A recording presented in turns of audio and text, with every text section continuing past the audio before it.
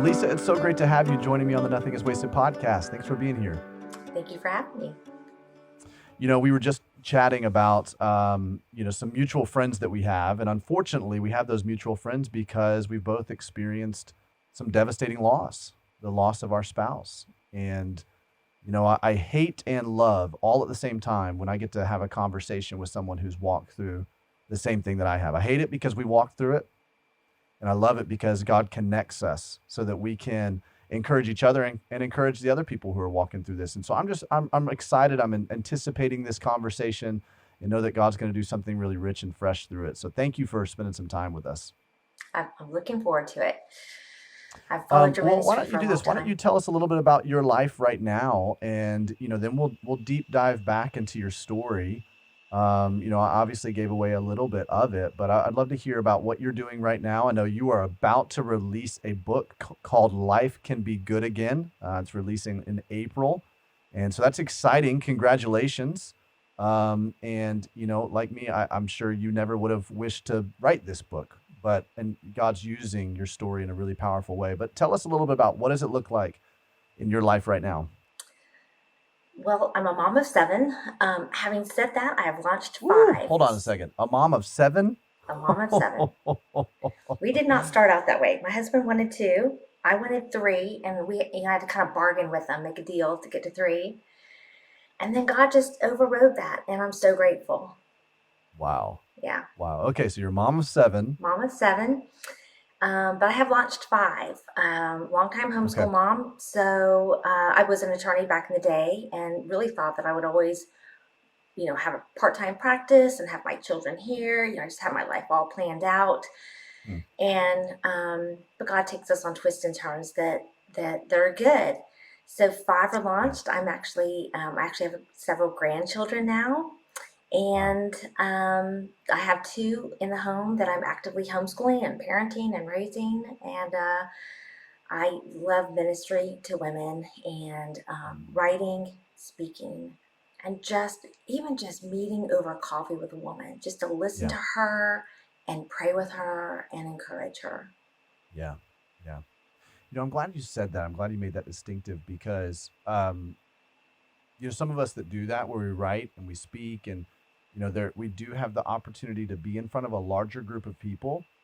And yet one of the things I find is the most enriching is sitting across the table from one person and just having that deep level of connection. And, this is a little bit of an offshoot, but I resonate with that a lot because I think people, they will often say, man, I want to influence hundreds. I want to influence thousands of people with whatever they're going through, their story.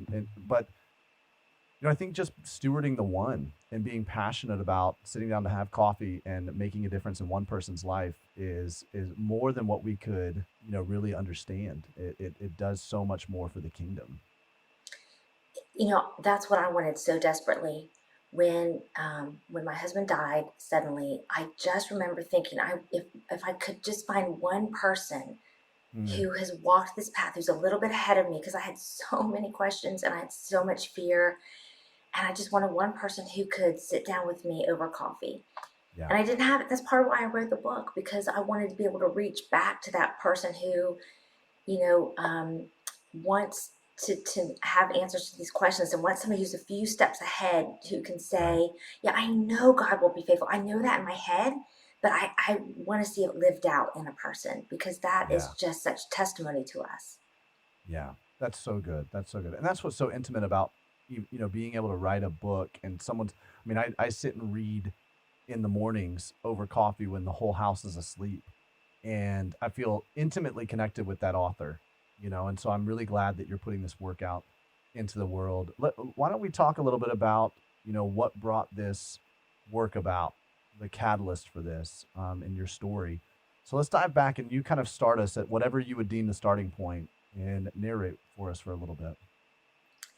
Well, Dan was my high school sweetheart. He was my only boyfriend. He was my first date, my only date. We'd met in 7th grade youth group. So we went back, we were just in a cluster of friends, and by high school that had changed. And so we married in college, and fast forward, life was definitely not perfect. We had been through struggles. We had been through parenting struggles, financial struggles, but we were really in a good place. Dan was in a good job that he liked. He was thriving in it. I loved watching him thrive in that work. I was home with the kids. I was no longer practicing law, and I thought this is how life will always be. Yeah. It was actually Father's Day weekend on a very normal Thursday night. Kids were upstairs in bed, and I said, "Good night, honey." Went to bed, and he said, "I'll be in there in a minute. I'm going to do some work for my mom." And in the early hours of Friday morning, I woke up to really, my eyes didn't even open, but I just heard his funny breathing. It woke me up, and I reached over my hand and just nudged him and said, "You're just having a nightmare," fully expecting him to turn over. We'd wake up when his alarm went off. But as I woke up more from his breathing, I realized on the pillow next to me something very, hard was happening. And called 911, started CPR right away, did all the things we need to do. The paramedics are right outside of our neighborhood. And I thought, he's going to be so mad when he wakes up and he realizes he has to miss work. And then at the ER, the doctor took me into that little room you never want to go into, Yeah. and said that they had worked on him for a couple hours and they'd never been able to revive him. And so I walked into that to the room where he was, and just remember coaching myself, like, memorize, Lisa, every feature of this face. This Mm. is it. This is the last time. And slipping off his wedding band. And then I think the hardest part of all was turning to go home to tell our 7 kids that their Yeah. dad was now in heaven. Well, I mean, correct me if I'm mistaken, but I mean, this was just so sudden and unexpected, right? I mean, were there some health complications? I mean, you're describing the scene in the hospital, and I'm sure you're experiencing just absolute shock. Like, I can't believe, like, almost probably in a fog. Can you describe what it felt like in those moments? I mean, things like slipping his wedding band off and trying to have like the wherewithal in the moment of like hearing this news to memorize his face. Like, these are things that are just you never expect you're going to experience. No, and there's no manual for it. And so, Mm. but God is so present in it. And I don't so much know that I was getting downloads from him in those moments at all, but he was all over it. For me at the time, when I got that news, it I understood what covenant marriage was and what God does in marriage to make two one more than I ever had before. Yeah. Because when two have been joined together and that one is ripped apart, Mm. whether it's sudden or not, there is just a rendering, there is a tearing. And I remember my mom used to take old towels and she would snip it, and then she would just take it and rip it Mm. down to make rags out of it. And that's what I felt like. I felt like he had just been ripped off away from me, and I was left dangling, raw edge. Wow. Um, going home to tell my kids was so hard. As God would have it, I had one who was waiting at the end of the driveway. He'd been texting and texting and calling, and of course I was not going to tell him over the phone. Met him at the foot of the driveway. A friend had met me at the hospital and drove me home. Told him, and as I walked into the house, I kept kind of meeting my children. My oldest happened to be at camp. He was a camp counselor at Ridgecrest and was about to leave for like 5 days of hiking on the Appalachian Mm. Trail. I knew we wouldn't be able to get hold of him, and we had a friend. It was even too early to even call the camp. And so we had a friend that was at her mountain home right outside, and through a series of connections, we learned that she was there, and she drove over and she was there with him Mm. when I told him on the phone that his dad Mm. had died. And you're right, there was no evidence there was anything. It was not a typical heart attack. There was an underlying issue that, had we known about, it might have been treatable. Yeah. So that also is something to process. The Right. regret there, the why, the should I have known, should I have seen, should I have sent him to the doctor. Mhm. Wow. Can you tell me a little bit about that processing for you? Because you bring up a really, really good point that nearly everyone I talk to who has lost someone has some kind of a almost a guilt, a wrestling, a regret that they're struggling through, and they have to process through that.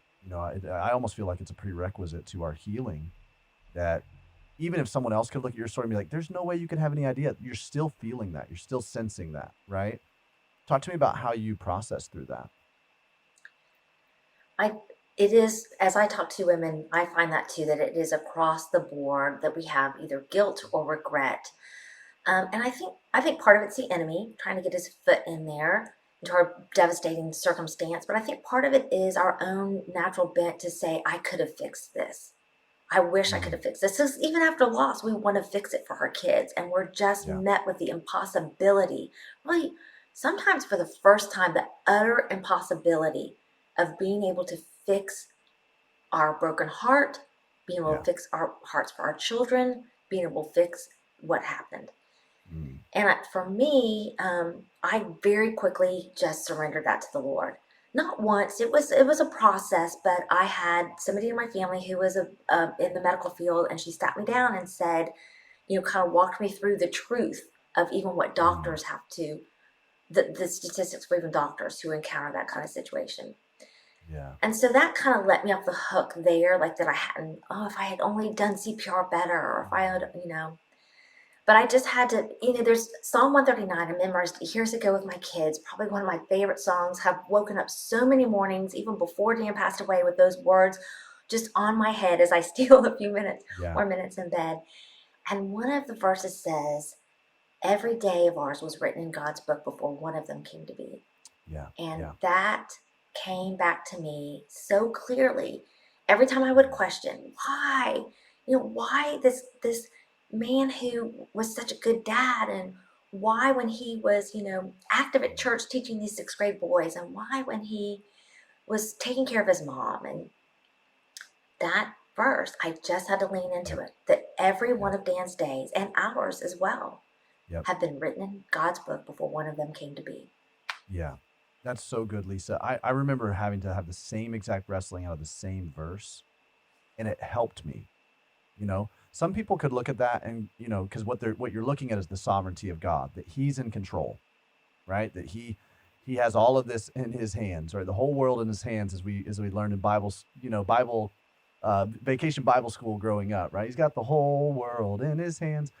And while some people could look at that, and that could render a lot of fear, because the unknown, you have to go back and go, recognize that no matter what, whether you think you're in control or not, control is the greatest illusion that there is. We aren't in control. And so I would much rather my life be in the hands of a loving Heavenly Father who wants what's best for me and knows what's best for me. And so I remember wrestling that when Amanda passed. It was, it didn't matter if I was married to Amanda or if someone else was. 28 years was her the number of her days. Set out from the very beginning, from her conception, the Lord knew the number of her days. And it wasn't, you know, the reassuring thing to me was it wasn't going to make a difference even how it happened. That was the number of her days. And yet we have these expectations, kind of these preconceived notions that we're going to have X number of years. And we just don't know. We just don't know. Yeah, it's a wrestling because very early on, it had to have been weeks after. So I had a 4 year old, a 6 year old, 12 year old, 14, 16, 17, 19. And I knew that my kids would question how their dad had died and whether that would Mm, affect them. Um, but weeks after he died, we were in the car. Music was on. We had a weekend that somebody had given us away at their condo. It's just to kind of like get away and just have yeah. tuck away as a family. We were coming home from that, and in the middle of that like scene, my 6 year old said, "I don't want to die like Daddy. I don't want to die like Daddy." Mm, And so I turned the music off, and we yeah. had that discussion that God knows our days. And I said, we can still wear sunscreen, right? And we can still wear our Yeah. seatbelts in the car. Yeah. But ultimately, God knows our days. And Mm, the flip side of that is it gives us such purpose It does. It's Yeah, not so that's much exactly right. you know, bad thing that, but that the days that He gives us have incredible purpose. And I'll Yep. tell you one thing: Yep. is death, a diagnosis, these tragedies in life, they wake us up Yeah. to eternity. Because even Yeah. if we are a longtime Christian, we're in church, we're singing the songs, we're in the Word, we really can filter everything through our life and our agenda. Mm. And when we're shaken up, it's so good because we see again, life is short, but it can be deep with God and purposeful and meaningful. And I want that. I Yeah. don't want to miss it. Yeah. That's so good. Scripture says over and over, life is but a breath. It's fleeting, as the flower fades and as the grass withers, we will as well, right? But what I love that you're saying that this should we should see it on the flip side that we have no idea how long we have to live, and so to maximize and steward well the life that we have here, so that Amen. one day we look at Jesus whenever that time comes, and Yeah. he says, "Well done, good and faithful servant. Enter into your reward." And so these moments do wake us up to that reality that life is fleeting, that it's short. And so we have to make the biggest difference that we can right here and right now. I want to put a pin on some of those conversations with your kids because I want to come back to that. I mean, especially with 7 kids, I'm sure there were a lot of different moments that you had some of these conversations, but I'd love to zero in for a second first on some of the immediate aftermath. We talk a lot at Nothing is Wasted about just the deep levels of grief and darkness and the emotions that we're going to experience that are very, uncomfortable to say the least, but very painful emotions. And our tendency is to run away from those emotions or to suppress them and numb them. Can you talk about some of those immediately following the months, weeks after where you're experiencing the deep heartache of this loss? And I'll say years. I mean, Right, I was right. surprised. I was so naive about grief. I was surprised how long it took me Yeah. to really get my feet under me, and Mm, feel good again, to truly feel, make a plan for the week or the year. It was for me, it was every morning waking up and almost initially thinking, having that it's a new morning, and then immediately just mm, having this reality crash in of, yeah. oh yeah, this is Yep. my life. And honestly, if I did not have children to get up for, I don't know what I would have done. But I Mm, told myself, Lisa, they have lost one parent, they cannot lose another. And so I would kind mhm, of will myself to get up out of bed and try to show up as well as I could. And we were all grieving together. I did not put on a happy face or, mm, they saw me cry. We did have constant, very real discussions. I was very concerned for them and their mm, grief journey. Well, I can't do it with them. I can certainly shepherd them through it. And so there was a yeah. lot of that. The emotions for me were just, of course, that physical, almost knife wound that you're carrying with Mhm, you, even when you're shopping in the grocery store and the cashier's like, "How right. did you find everything?" That whole Mhm, time you're carrying that physical wound, even though you're like, "Yeah, I found everything." There was the emotions of loneliness was huge in the evenings. mm, The decision overwhelm was just incredible. Trying to make all the decisions, not just for the estate work, which is a full time job, yeah. but for the kids and finances and the house and the broken water heater. And Mm, um, there was fear, a lot of fear. We were a single income mm, family, and while I knew in my head that God had always provided for us, I really wondered how in the world that was going to look for mm, us. I told my kids, I said, I'm not scared of cutting coupons, and we will do it. mm, They were so yeah. talking about my kids. The second night after Dan died, my older boys, 16 and 19, came to me and said, "Are we going to be okay?" And Wow. one of them said, "Are we going to have to go to a boarding school?" I mean, our kids, we Wow. just don't know what they're thinking and Yeah. how they're going to be. And I sat them down and said, "Yes, we are going to be okay. Daddy took some steps. We have some Mhm, financial security. We will be, your dad loved us, and we will wow. be okay." Wow. But those We don't. Go ahead. Go ahead. No, no, no. That's okay. Continue. Yeah, I was Yeah. just going to say those those emotions they're just too much for us. What do we do with them? And Right. Right.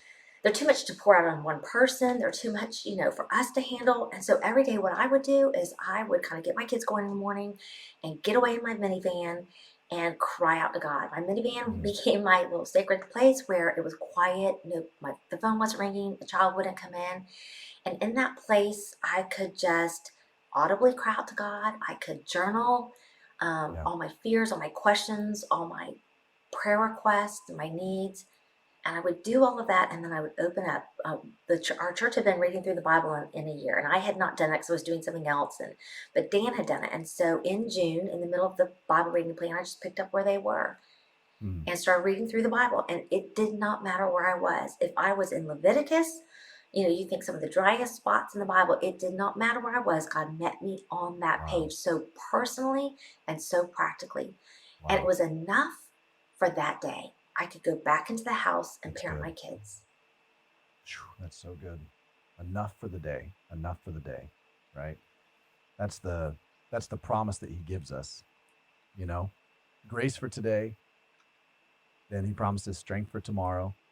And so I wonder if you can remember any like moments that became really pivotal for you during that time where you're communing with God, you're journaling, you're praying, you've got your sacred space there, which I think is so huge for in grief to carve out even more so that sacred space because everything is fighting for attention and to distract us in general always.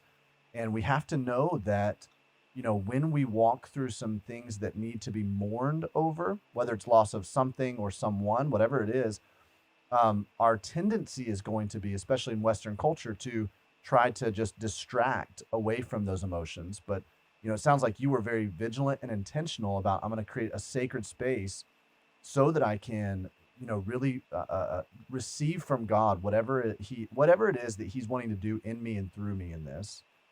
Um, and so I'm glad you carved that space out. What I know about God is that when you do carve that space out, He shows up for you, and He shows up for you in a very personal way.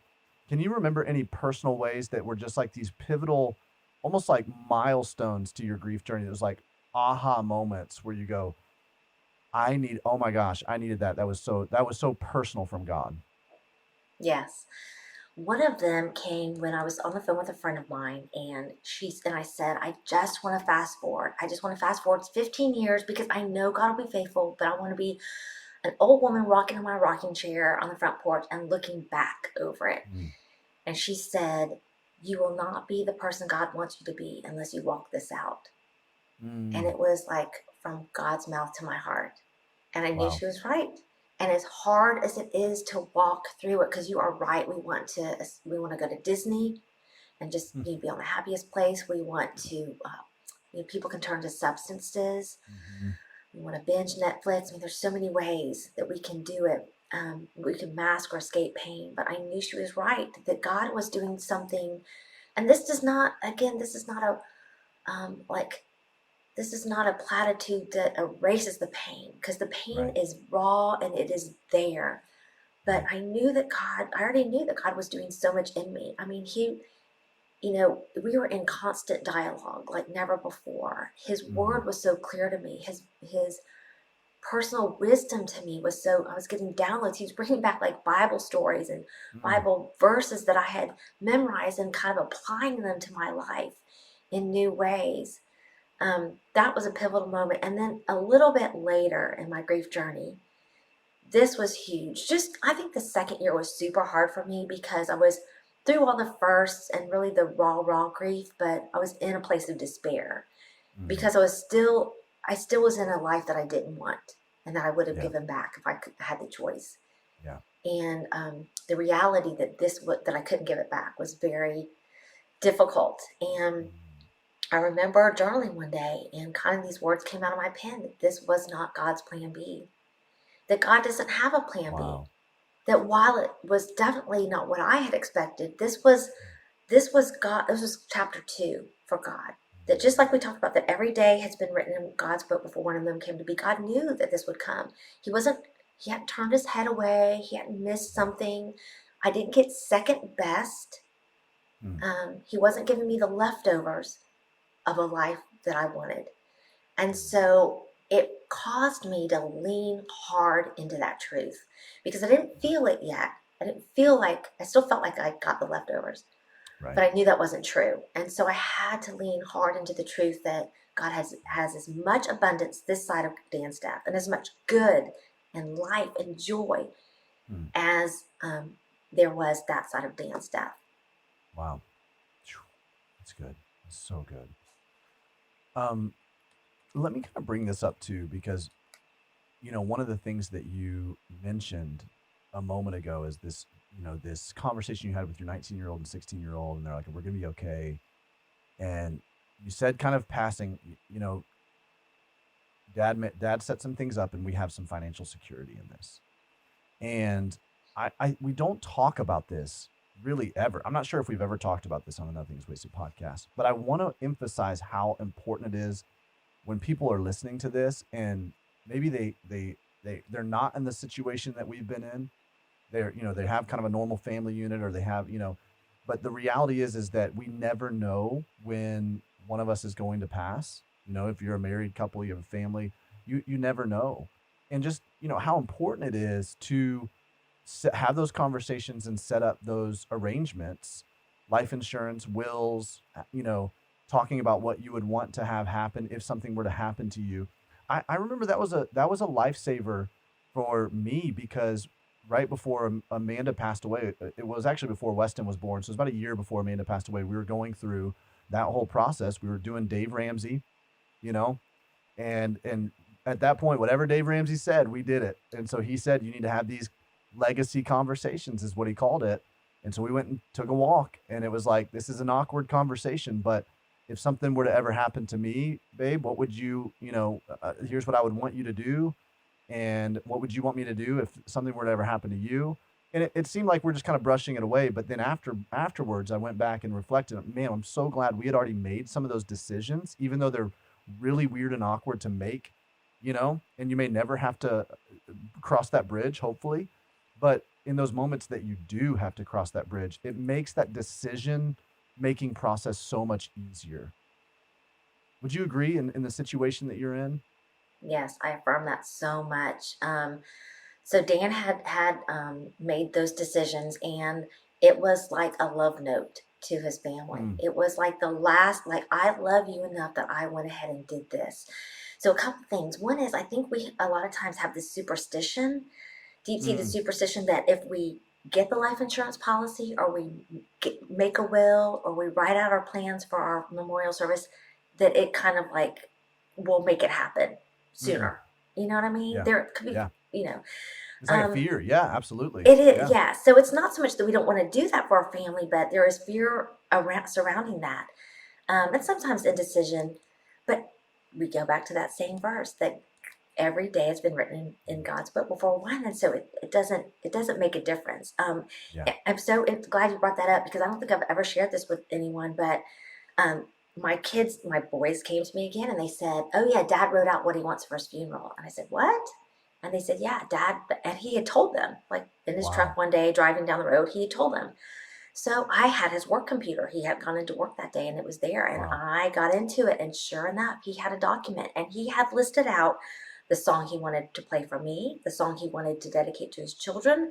He had his testimony in there, his Wow. salvation testimony, and he had the food he wanted served, and why Man. this thing dessert was special that his wife always made, and why this he had talked. He was mentoring a young man, and the young man was just super gifted in piano. And after they got up, it was just about a couple weeks before Dan passed away. Suddenly, no notice, he as they were getting up from the table, he turned to the guy and he said, "Oh yeah, and I want you to play the piano and get a whole bunch of." He was like in a group of peers. Get Right. all of you y'all to come sing hymns at my service, at my memorial service. And the guy thought it was odd to Yeah. say. And it was odd. I don't think Dan had any hint whatsoever. Wow. These are just the ways that God goes before us. But it was Wow. such a gift to have that document and to know, first of all, be able to hand it to somebody, so I didn't have to take care of all of that Yeah. amidst, you know, Phew. tending my children too. But what a Wow. gift to know that this was his heart on paper Yeah. for us.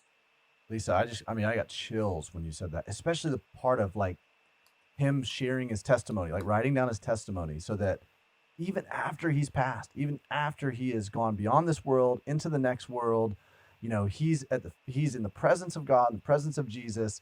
His legacy is still ringing out. His testimony is still bearing witness to what Jesus had done for him in his life. And he was an evangelist right there, even though he wasn't physically present. How incredible is that? Man. Okay, I'm very challenged now. I'm going to go and write all that. I had never made that kind of a document. I want to go make that document. And to your point, we don't need to be fearful that if, oh man, I've gotten this prompting that I should go make this document, or that means something's going to happen. I travel quite a bit for what we do, and I travel and speak. And so just a couple weekends ago, I was traveling without my family, and I was like, man, I just need to write a note just in case something were to happen. Let me write a note and put it on my desk and put it next to the will. Say, if anything were to happen to me, here's my wishes, but I want you guys to know this. And Christy found it while I was gone. She was like, "What is this?" And I'm like, it's just in case. I don't know.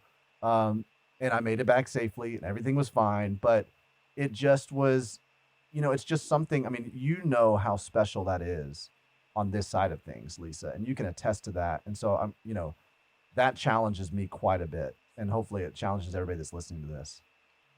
Lisa, we talked about you have 7 kids, and at the time of Dan's passing, what were the age ranges? I had a 4-year-old, 6-year-old, uh, 12, 14, 16, 17, and 19. I have 5 boys and 2 girls. Wow, wow.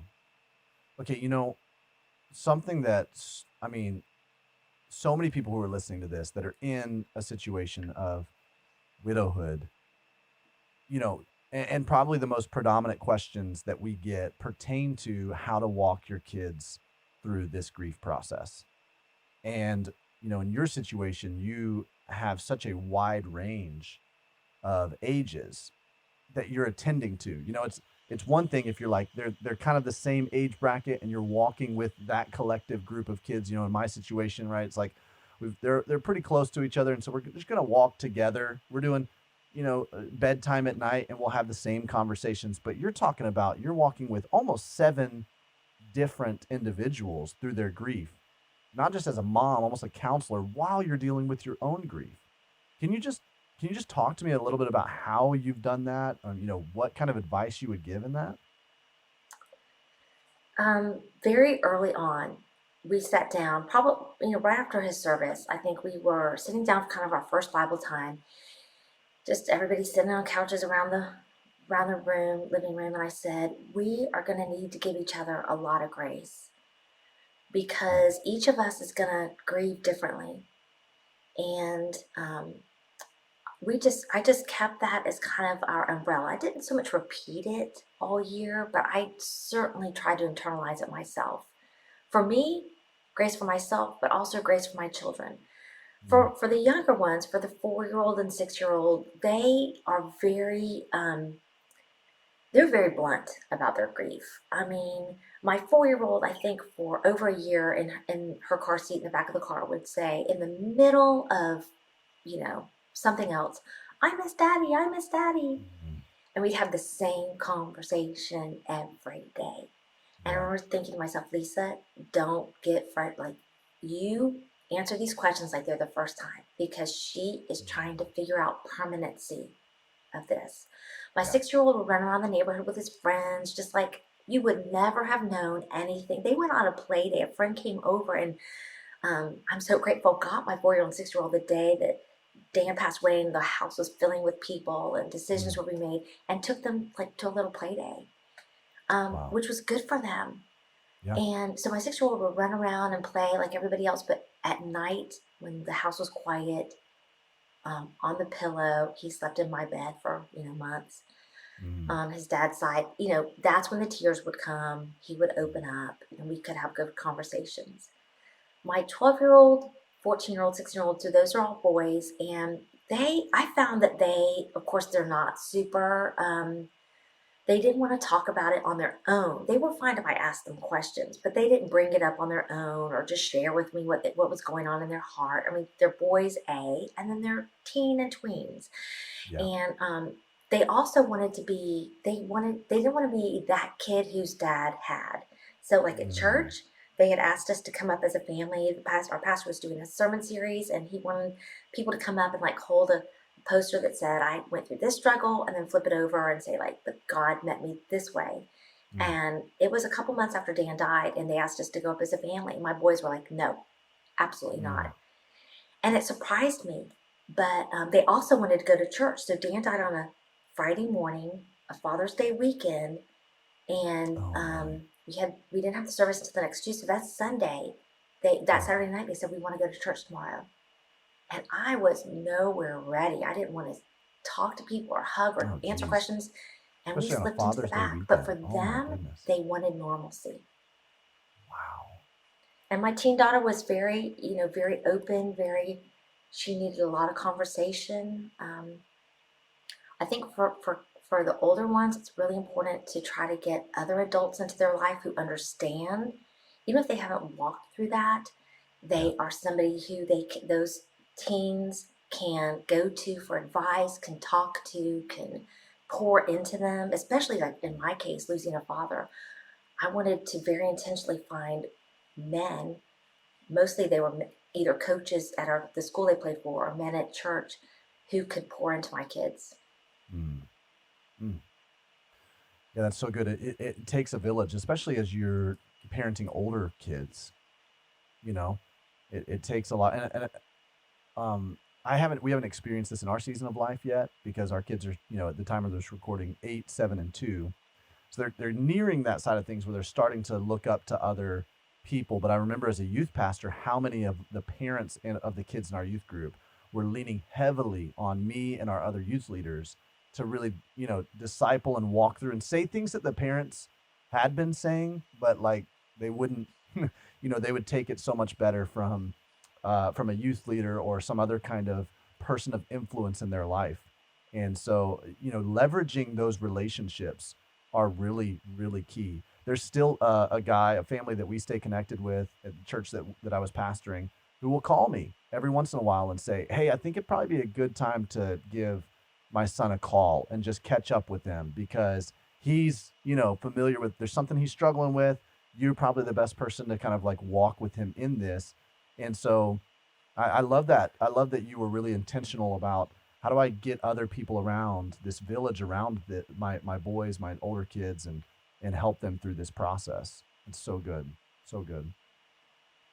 And I think some of that can happen organically. You may have people in your life who step in and do that, but we also need to look for that. And I have one friend Mm. who went out and asked when her children would reach a certain age, would ask a couple to come in and mentor, Yeah, as she parented, single parented.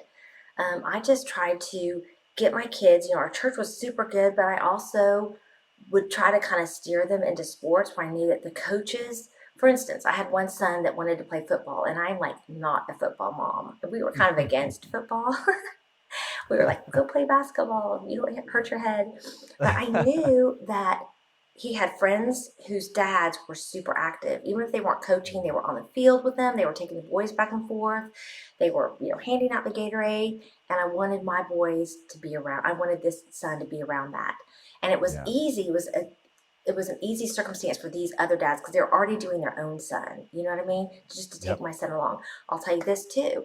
I had for my we'd had like the talk. I mean, we had talked about to our kids about sexual education issues all along, but now it was all on me. yeah, And I had this 12-year-old, and Dan would always kind of take the boys, when they were 13 and do stuff. And so for that 12-year-old, I went to his best friend's father, who was a godly man, knew him very well, trusted him. And I just said, if you would, sometime when the time is right, and I'll leave that up to you, just talk to him the way you talk to your own son. And I hmm, trust you. I'm not telling you what to say, what not to say, but he needs to hear it from a dad and from a grown wow, man. wow. That's so good. Lisa, we have a lot of single moms who listen to this as well. and you've given some very good practical things that they can do to surround their kids with other people and leverage the relationships, kind of build a team for themselves through that single mom season. But I wonder if you have any insight too into kind of speaking to their heart in what what do they need the most? What do they need to be reminded of the most when it comes to God? For their own soul. In their parenting or as a person? Probably just as a person, as a single mom, as someone who feels alone in all of this, right? And you don't have that counterpart, that partner to bounce decisions off of, to walk through this with, and you're just feeling, you're like, man, I'm exhausted. I feel alone. I feel like I'm carrying this heavy burden. How does God see them? How can you encourage their heart? Well, I'm going to get very real.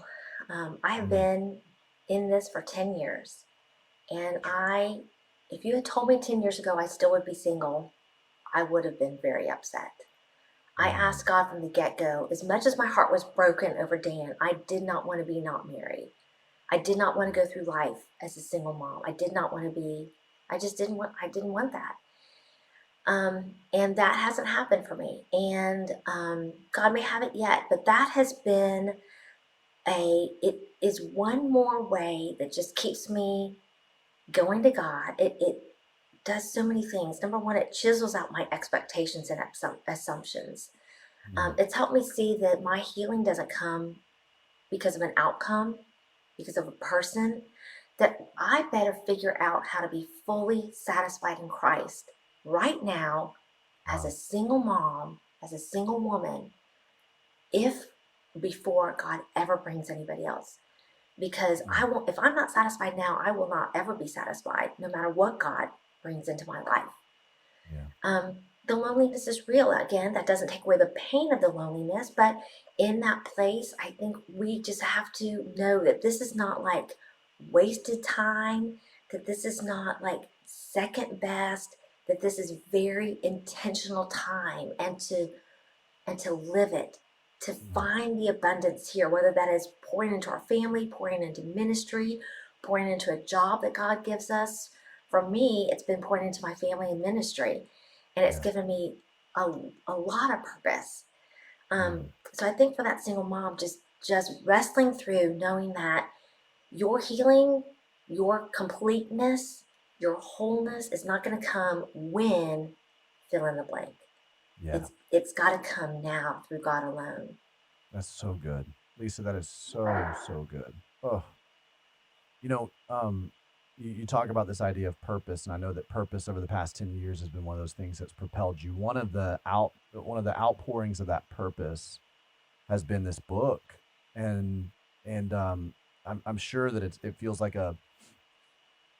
like kind of a labor of love in that. But there's so many rich things that you talk about in this book. One of the things I'd love for you to really underscore for us and kind of unpack is you talk about idols of self-sufficiency. This is a profound concept that this loss kind of moved you from this self-dependent type mentality to a God-dependent mentality. Can you unpack that a little bit more for us? Yes, I mean, early on, in that minivan, crying out to God, I would write at the top of my journal, all caps, bold, like, I cannot do this. This is too hard. Mm, And I think by this, I meant like parent my children. I was very fearful that they might act out in their grief, that I thought, how am I going to get these teen boys to grown men as a single mom? I had yeah. a lot of fears. And then fixing my own broken heart and my own emotions. So I cannot do this. This is too hard for me. But Mm, as I would write that out, um, as a prayer, as a like declaration as a cry for help, God was kind of also telling me, this is exactly where I created you to be. I mm, didn't create you to be able to handle this and to do things on your own. And you were created for a relationship where you depend, not like with some areas of your life, with a little bit of the things that you can't handle, but 100% on me. And as believers, we want to do that. We want to trust God 100%, but we don't want the circumstances that are going to make us do that. And so we push against the very circumstances that cause us to have to be in that place of utter dependence on God. Yeah. And as painful as those circumstances are, it is it is it is such a good place to be. And I remember Yeah. kind of in a conversation with God saying, when I feel better, because I was certain that He would walk me through, I don't want to remember this intimacy with you that I have gained. I don't want to remember what it means to have to trust you for every decision. I don't want to remember what it means to have to trust you for my provision Mm. and for the wisdom to parent my children. So that place of utter dependence of God, just it does it. When our heart is broken open, it's a good time for God to clean us out. And it Right. reveals the idols that we've had, that we've just kind of polished and nurtured. We didn't even realize were really there. And Yeah. one of those is that idol of self-sufficiency. That is so good. So good. You know, I think what we forget sometimes is that as our creator, God knows how our souls and how our lives are going to function best. And so it can sound if you're cynical about this whole thing and you're like, man, it sounds like God's a kind of narcissistic that he wants us to be dependent on him, you know? If you look at it like that, it's like no, you're missing the point. God is our creator, and he knows exactly how he has tuned our soul such that when we are completely satisfied in him, when we are completely dependent on him, we become most satisfied in this life. We live our best life when we're fully dependent on him. And while that's a lot easier to say as like a theological statement, it's a lot more difficult to practice. And unfortunately, these kinds of situations that we go through expose how difficult that is to practice, and it also draws us into that space. And we get to see Him. You know, Mm, I could have taught my kids all for all their growing up time about God. I could have read about Him, but yeah, until we walk with Him where we are dependent on Him, we just don't see Him revealed in ways that we would yeah, have otherwise. And that is right there sitting next to the pain is this amazement at who mm, God is and His presence that kind of walks with us in it. It's not that the pain goes away or is erased or minimized, it's right there together.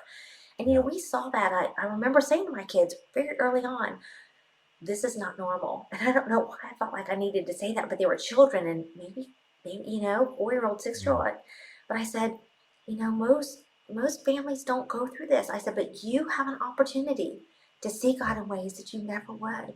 And He will yeah, shape you in ways in this that you will use your entire life. You will, wow, those words were from God because I guarantee they were nowhere in my own, right, repertoire of mothering.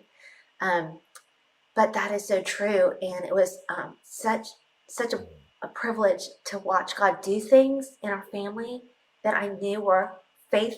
Now I'm crying. I cry not because it mm, hurts, but because God is so good. But yeah, there were faith milestones for my kids. I remember one day we were sitting down, and we got this knock on the door, and uh, somebody was at the door we didn't know, and my kids were asking, "Who are you? Who are you? Who are you?" It was a man, a woman, and a little boy, and they said, "All you need to know is that we are delivering something to you, and it's straight from God." And we asked mm, them all these questions. What was a Noodle S car that fit our whole family? wow, It was the nicest car I've ever had, and wow, I mean to see those kids just their jaws hanging open. wow, And to know that this came straight, they would not tell us who they were or who had given it to our family, but to see that provision that God had. And then there were very personal, small ways. One time, my 6-year-old was in the house, and I went outside, and he had gotten out his dad's BB gun and was shooting in the backyard. We live in a neighborhood. We do not live on property. And so I had that talk with him. You can't get the BB gun out, and it had been locked up, and he knew where the key was. And it's dangerous, and if you want to do it, you have to get me. You have to get your. So we locked it up. Well, that the next day I walked out and I found the same thing. He had done it again. And Mm. this time I didn't give the whole patient little, spiel. I got onto him and I was like, this is going to be gone and I will break it. We will throw it away. This is dangerous. The whole mom thing. Not my best parenting moment, but when I went back in, I went into the laundry room and just shut the door and just put my head into a pile of towels and started weeping because in my heart I knew the problem wasn't his disobedience. The problem was he wanted a connection to his dad. And that connection Mm. had been that BB gun. And his dad wasn't here to shoot it with him. Mm. And I didn't even so much as pray as just kind of cry out to God. And I want you to know, within the hour, I got a phone call from a friend who said her husband wanted to have my son over, and one of my other boys, who would always take two, to their farm with his sons. And is there anything special that I wanted them to do? And I said, yes. Will you let him shoot guns with you? Will you take him out? Just Wow. let him shoot guns and get it out of his system, and just talk to him like you talk to your boys about gun safety. Wow. I mean, Wow. only God can connect those Only dots. God. And so we see him as not just some God on paper in the Bible or That's for right. Joseph and Moses, but our God, like a living God. Phew. That is so, wow. That's amazing. Beautiful. I think we forget that not only is God walking us through this grief process personally, and we feel it, we sense it, but he's faithful to walk our kids through it personally, the customized way that they need, right?